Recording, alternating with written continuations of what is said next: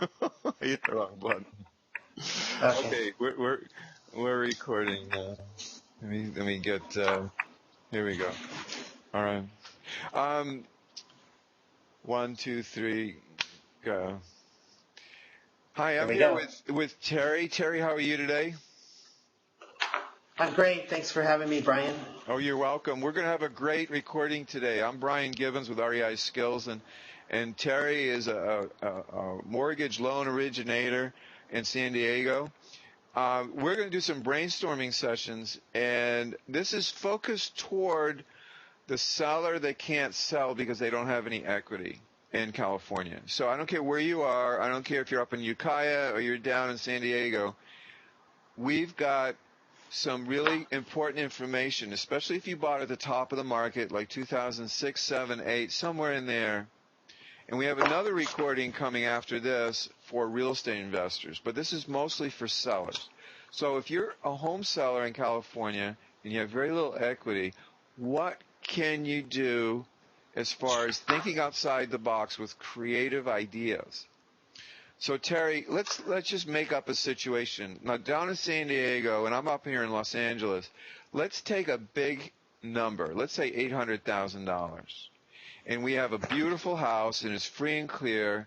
Somebody bought it in the 80s, and they paid off their mortgage, and all their, they have all their wealth in this house.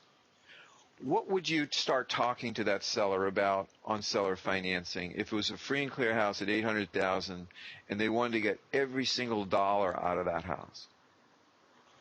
Well, I would give them, first of all, I guess I would do I would meet with and get a scenario or a synopsis of what their life is about, what they want, what their needs are. Okay. Are they getting ready to retire, and do they need some income? Do they want to maybe exchange that property into another property? They have a $500,000 exemption with the state. Get an idea of where they're at and an understanding of what their needs are, what their retirement plans are, how old they are, things like that.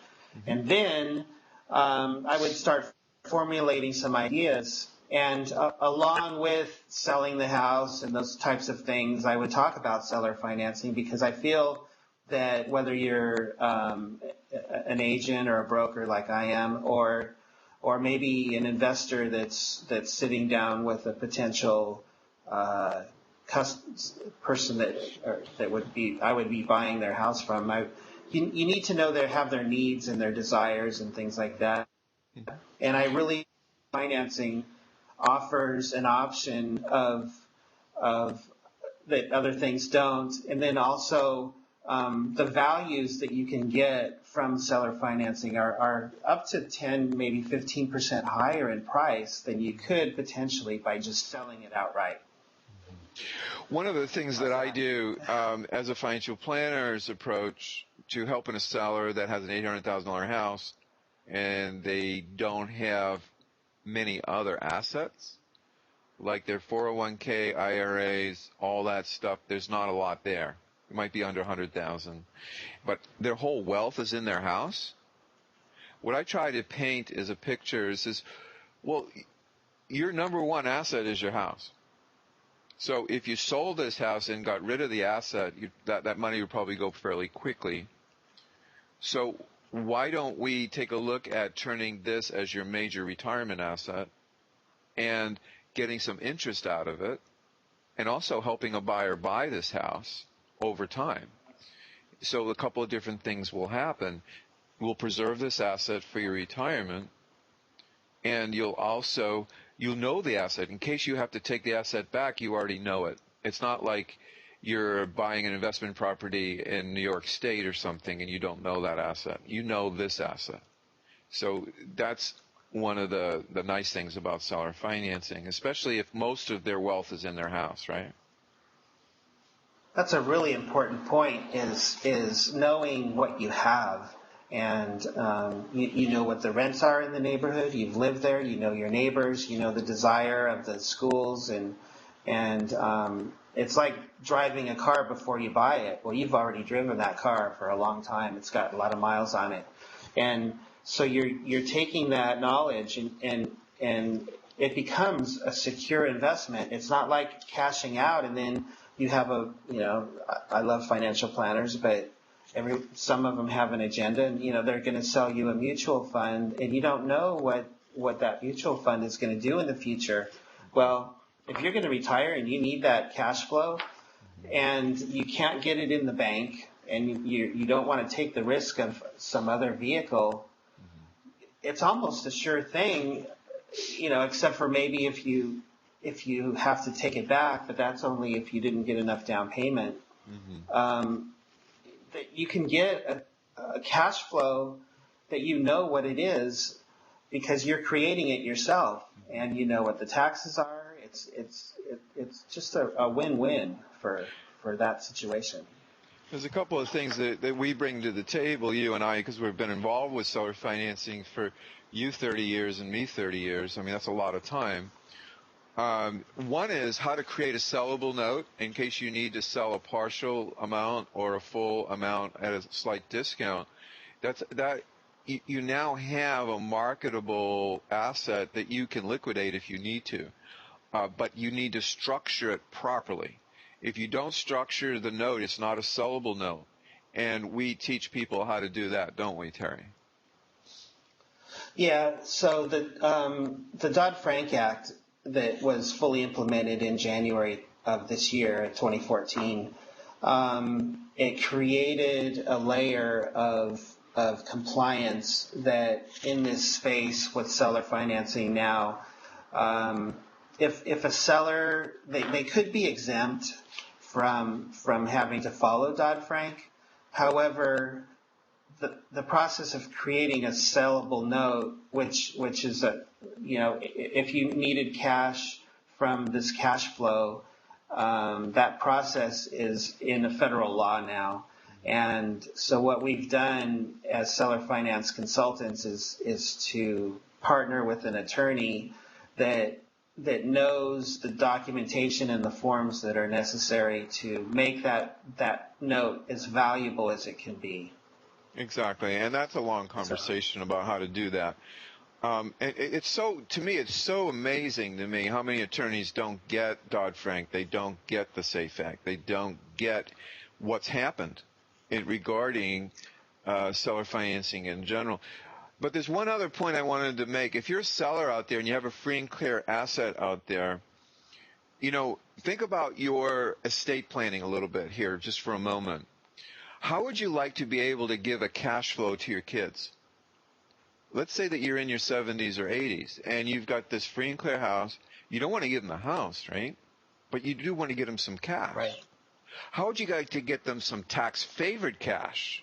Because if you get it structured properly on an installment sale, you'll be able to save a lot of money from the IRS. And that's why we work with CPAs too, don't we, as far as installment sales and seller carryback financing? Yeah, I think financial planning involves a lot of different people, CPAs, tax attorneys. When it comes to real estate, it's, knowledgeable real estate brokers and agents, mortgage loan originators. It's a whole picture of a financial plan for a person. And I don't think any one person has all the answers, but if you find the person that has a group of people that they can pull from, like I don't know everything, and I don't profess to, but I'm willing to say I don't understand or I don't know. Let me go find out. And that's really what a person, an investor, a seller, anybody in real estate really needs to find out for themselves. Well, we need to work as a team, and if you don't have a good CPA, we can help you find a good CPA locally where you live. But if you have a free and clear house, we want you to have a CPA. We want you to have the best attorney that knows Dodd-Frank and SAFE Act. We want you to have the best mortgage loan originator that can create these documents, that in case you do have a problem down the road, you are perfectly taken care of. And you have an asset that's really a wonderful asset that you can give to your kids if you need to through your will or your living trust or your estate plan. So Yeah, we're very, very happy about helping people that have expensive houses, 800,000 to 2 million or whatever, and they want to sell on terms to get all the equity out of their house, and we can help them with that. Let's talk a little Well, bit it's now. the I'm it's. sorry, go ahead. Oh, I'm sorry. I was going to say it's a really excellent financial planning tool for taxes. I believe that that Congress is talking about taking away a 1031 exchange, Oh, jeez. and I've heard it in the and I've seen some articles on it on the internet. If they do that, then really the only thing left is an installment sale, and seller financing is an installment sale, and that's all there is. So that's I think where we're leading to here on the history repeating itself from the 80s is we're on the cutting edge of it, and we're right at the beginning of it. Well, Congress knows the country's broke, and they're finding ways to make money with 1031 expiration and also all sorts of other things. Yeah, they're looking at trying to get more money into the country any way they can. So we've got to stay on top of this, and there might be some urgency to, if you are going to do this, do it now before the laws change. Let's talk a little bit about, one of the reasons I was reading in the Wall Street Journal, Terry, why there's such a small amount of listings this spring right now. Why in May of 2014, when this recording's going, why aren't more people trying to sell their house? What would you try to comment about that? Because you're an agent, and as well as being a MLO, why aren't there more listings?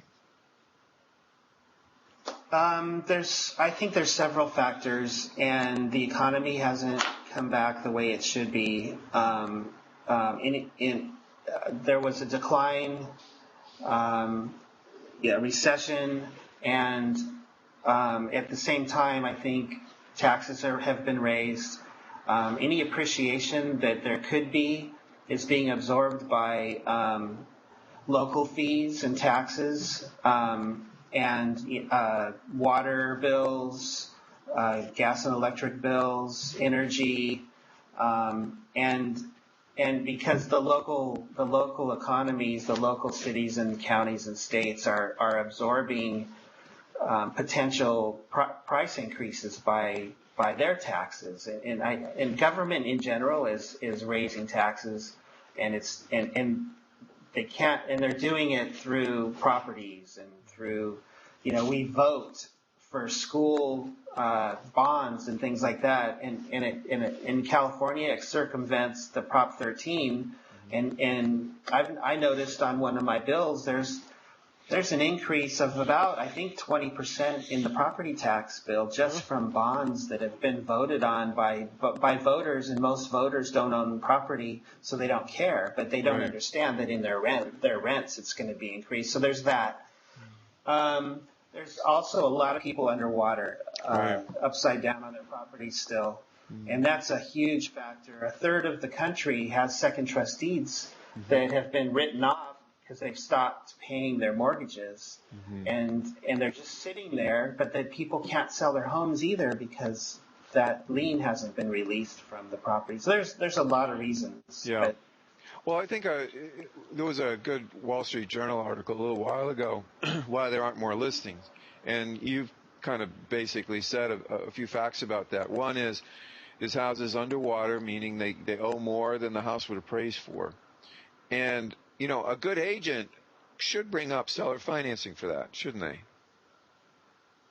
Well, yeah, a good agent could, but a lot of them are short-sighted, and they see, well, you know what, I can't help this person because they're going to have to pay a 6% commission plus closing fees, and maybe they have to fix up their house in order for the seller to sell it, and maybe it needs a roof, or it needs something that a loan or a lender would not allow that house to sell until those items are fixed. Right. And seller financing avoids all that. Isn't it And, amazing? you know, yeah, if I was an agent and I had an upside down seller and I said, you know what, Mr. and Mrs. Seller, there's a fee for doing what we're doing, but, I'm willing to carry the commission to the buyer.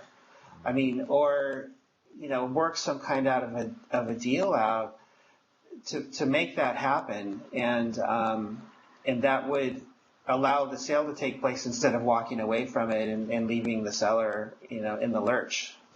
Yeah, it's funny. I train I train listing agents to talk to sellers differently.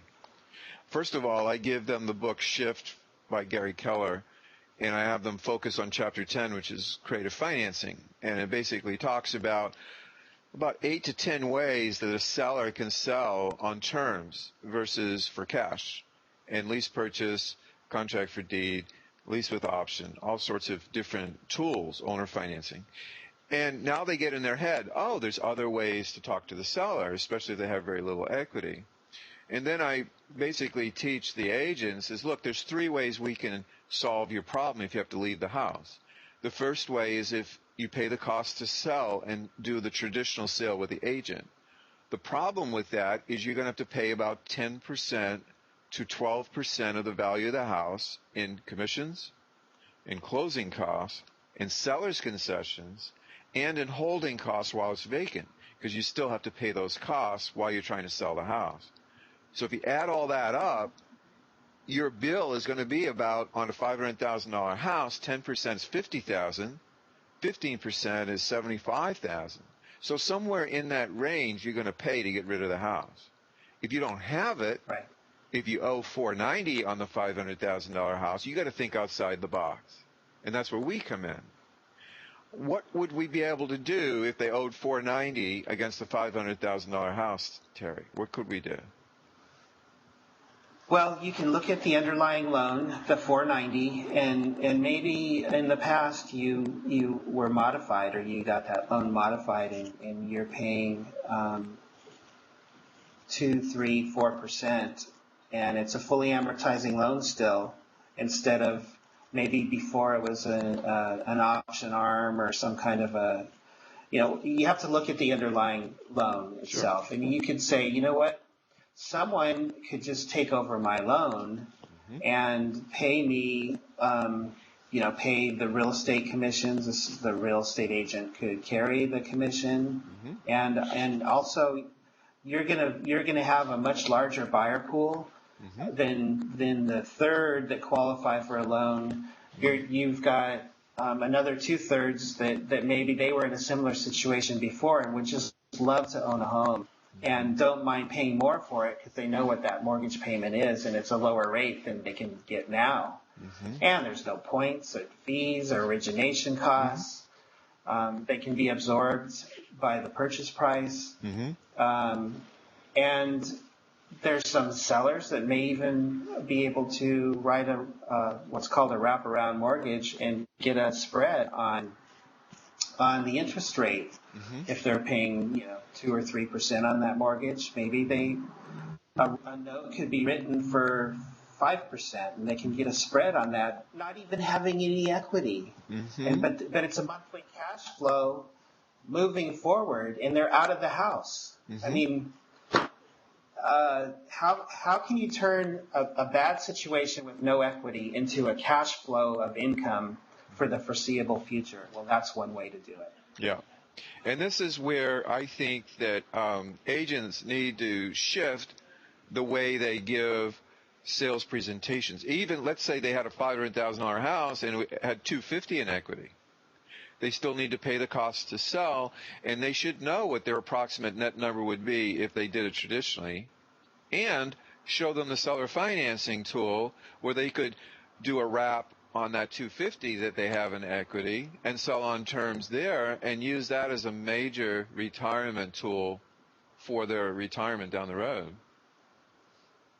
You're going to get more, and it's proven, you're going to get a higher price by at least 10% for offering seller financing than you will a traditional sale on a house, and it's proven because I've done it this year several times.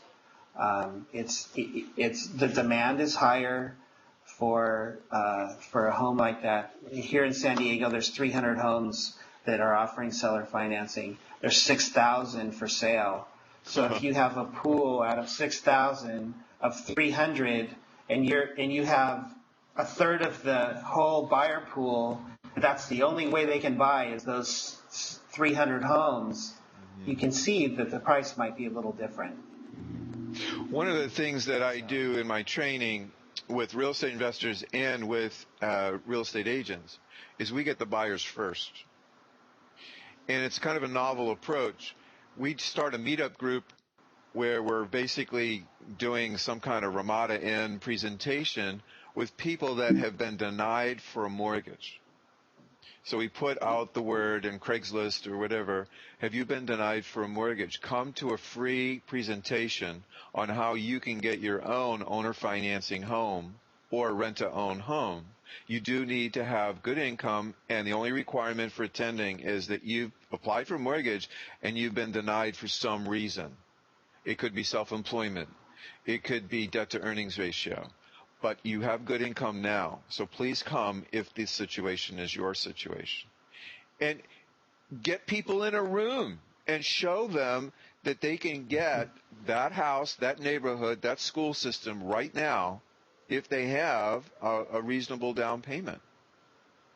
That's a good way to market for the buyer first and then go get the house. Yeah, actually, I wrote an offer yesterday on a house that we're looking for a specific area, and there's not that many seller finance options. But I actually showed the homes also that are not offering it, and I'll actually go in because it's a public record what's owed on the house. Right. And we have a buyer that has 30% to put down. Wow. And they're very substantial. They have really good income. They just have some dings on their credit report. So the house that I wrote the offer on, I called the agent when we were there. I said, would your sellers carry the loan as a seller finance transaction? And he said, well, it depends on the down payment and it depends on the price. So I wrote up the offer, and now I get to try to put it together. But people are not thinking out of the box. Very few. No, I think it's an opportunity. Yeah. No, I totally agree.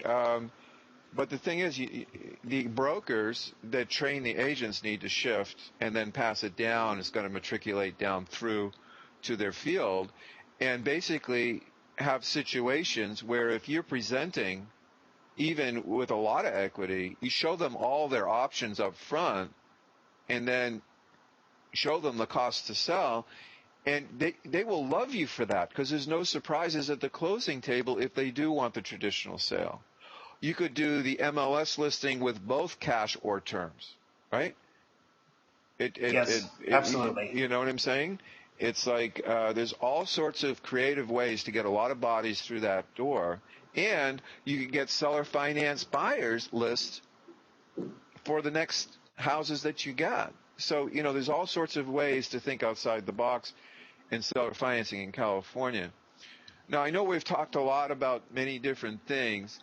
Let's talk a little bit about investors using a lease option assignment. You can help those people that are doing lease options with the seller directly and then assigning their deal for a 3% fee or so, and help that seller feel confident that they've properly underwritten the tenant buyer. Can you do that? Can you help those people? Yeah, it may not be necessary under Dodd-Frank, but it's a good practice to have a third party mortgage loan originator, for lack of a better word, vet the deal or underwrite it. Give their blessing. Not approve it. Disclose it. Yeah. So that both parties know where they stand. Mm-hmm. And what Dodd-Frank created was basically a third party to take the income, the credit, the collateral, and create a file as if you were a bank, and to pass it on to the seller and say, this is the buyer's financial profile, and here's who will be paying that mortgage, and here's their ratio, which is what a bank figures out, and its ability to pay is in that law, or ATR, ability to repay. And so you're taking information as a professional and passing it on to the seller, who may not understand all the details, but it's creating a file and disclosure for both people. And so in the case of a lease purchase or a lease option, that's doing the same thing. I think it's a very good practice to have.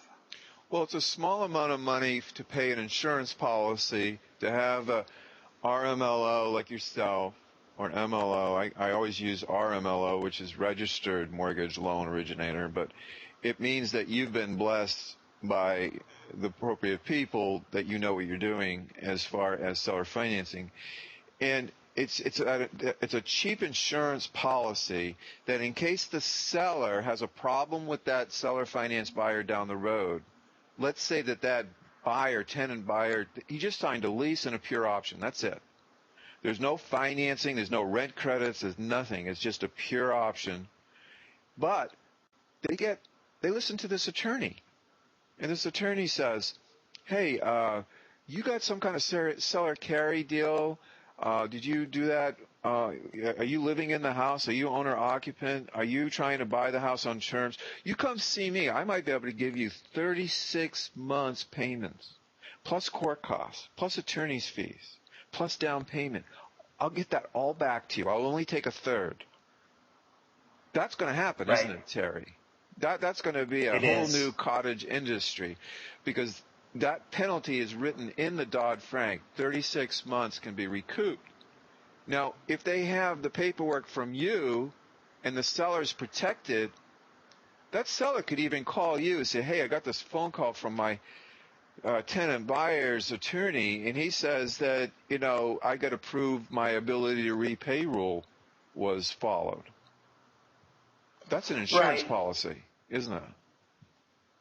Right. So what we would have done in that case, let's say that buyer for some reason misrepresented the situation, and they didn't have that ability to repay, and you didn't follow that under the Dodd-Frank Act, and that's where you can get into trouble, where the attorneys would say, well, why didn't you get the detailed information from this renter, and you offered him a price to purchase, yet you didn't ask how much income they had, or whether they had the ability to exercise that option. And that's where you get into a little bit of trouble, and to say, well, we hired somebody to do this, and here's what they gave us. Mm-hmm. Here's their income, here's their credit, and sure, it was deemed, that's why we did a lease, mm-hmm. but they said that they could fix it in 2 years, mm-hmm. and had a plan in place for a credit repair or whatever. Sure. And so this is, and we believed them. This is what we were given, and so and then it didn't happen. Mm-hmm. So you have a little bit of a third party mm-hmm. situation going on, where you can say, well, this is really what happened. So. Well, that's the whole thing. It's an insurance policy. If you do it this way, and you do need to go to court, you have something to give the judge, that the ability to repay rule was followed, and that gives you a safe harbor in the Dodd-Frank, and that keeps you out of hot water. It's a small price to pay so that you are in good shape with your plan, with your seller financing plan, whether it's a seller carry with a note and a mortgage, note and a deed and trust, whether it's a lease with an option, with or without rent credits, whether it's a contract for sale in California or a contract for deed in some other states, or a land contract, whether it's a wraparound mortgage or an all-inclusive trust deed, whatever your tool is, as long as your RMLO shows the ability to repay, you're in good shape, right? That's right. And Brian, I have to run and get Okay. a charger for my computer. Okay. Because I'm gonna lose you in about a half a second. All right, I'll let So- you go. But listen, this has been a great recording, and we can put this into a few different pieces. So thank you for this. And this has been fun. Thanks, Terry. Thanks for having me, and I'll be right back in touch. Okay. All right.